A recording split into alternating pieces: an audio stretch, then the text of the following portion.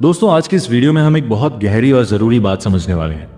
हम बात करेंगे कि जब ज़िंदगी उलझ जाए, जब मन थक जाए, जब ऐसा लगे कि हम रास्ता खो चुके हैं, तब हमें क्या करना चाहिए। आज हम 3 शक्तिशाली शब्दों के बारे में बात करेंगे: रीसेट, रीस्टार्ट और रीफोकस। हम समझेंगे कि इन तीनों का असली मतलब क्या है, इन्हें अपनी ज़िंदगी में कैसे लागू करें, और अगर स्वामी विवेकानंद आज हमारे सामने होते तो वो हमें इन 3 शब्दों के बारे में क्या सिखाते। लेकिन आगे बढ़ने से पहले, अगर आप ऐसे ही गहरे और प्रेरणादायक विचारों वाली वीडियो देखना पसंद करते हैं जो आपके सोचने का तरीका बदल दें, तो अभी चैनल को सब्सक्राइब ज़रूर कर लीजिए और वीडियो को लाइक कर दीजिए।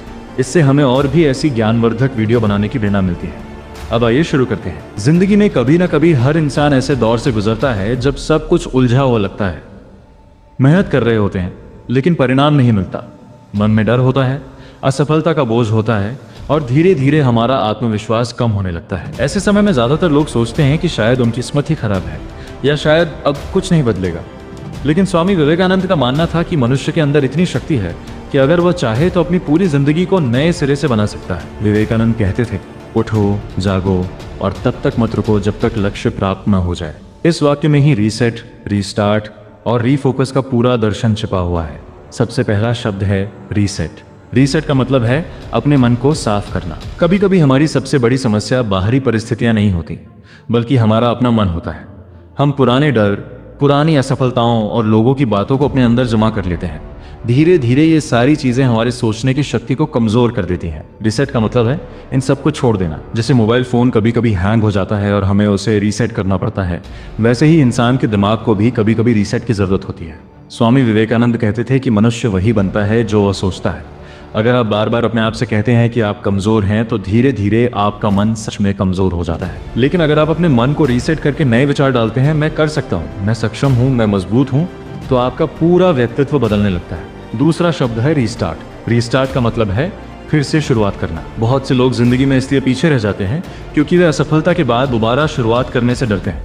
उन्हें लगता है कि लोग क्या कहेंगे। लेकिन इतिहास गवाह है कि जितने भी महान लोग हुए हैं, उन्होंने अपनी जिंदगी में कई बार रीस्टार्ट किया है। स्वामी विवेकानंद ने भी अपने जीवन में कई कठिनाइयों का सामना किया था। आर्थिक कठिनाई, सामाजिक संघर्ष और कई बार निराशा भी। लेकिन उन्होंने कभी हार नहीं मानी। उन्होंने हर बार खुद को संभाला और फिर से शुरुआत की। यही रीस्टार्ट है, गिरने के बाद फिर खड़ा होना। तीसरा शब्द है रीफोकस। रीफोकस का मतलब है अपने लक्ष्य पर दोबारा ध्यान लगाना। आज की दुनिया में सबसे बड़ी समस्या यह है कि हमारा ध्यान हर समय बंटा रहता है। मोबाइल, सोशल मीडिया, दूसरों की जिंदगी, इन सब में हमारा फोकस खो जाता है। लेकिन अगर किसी इंसान को सच में कुछ बड़ा करना है तो उसे अपने लक्ष्य पर पूरा ध्यान लगाना होगा। स्वामी विवेकानंद का मानना था कि एक समय में एक ही लक्ष्य पर पूरी शक्ति लगा दो। वे कहते थे कि अगर किसी विचार को अपना बना लो और उसी में जीने लगो, उसी के बारे में सोचो, उसी का सपना देखो, तो सफलता निश्चित है। जब आप रीसेट करते हैं तो आप अपने मन को साफ करते हैं। जब आप रीस्टार्ट करते हैं तो आप नई शुरुआत करते हैं। और जब आप रीफोकस करते हैं तो आप अपनी ऊर्जा को सही दिशा में लगा देते हैं। ये तीनों मिलकर इंसान की पूरी जिंदगी बदल सकते हैं। जिंदगी में मुश्किलें आएंगी, लोग आपको रोकेंगे, कई बार असफलता भी मिलेगी। लेकिन अगर आप इन 3 चीज़ों को याद रखते हैं, रीसेट, रीस्टार्ट और रीफोकस, तो कोई भी परिस्थिति आपको ज़्यादा समय तक रोक नहीं सकती। हर सुबह अपने आप से एक सवाल पूछिए, क्या मैं आज अपने लक्ष्य के करीब जा रहा हूँ? अगर जवाब हाँ है तो आप सही रास्ते पर हैं। अगर जवाब नहीं है तो घबराइए मत, बस रीसेट कीजिए, रीस्टार्ट कीजिए और रीफोकस कीजिए, क्योंकि असली हार तब होती है जब इंसान कोशिश करना छोड़ देता है।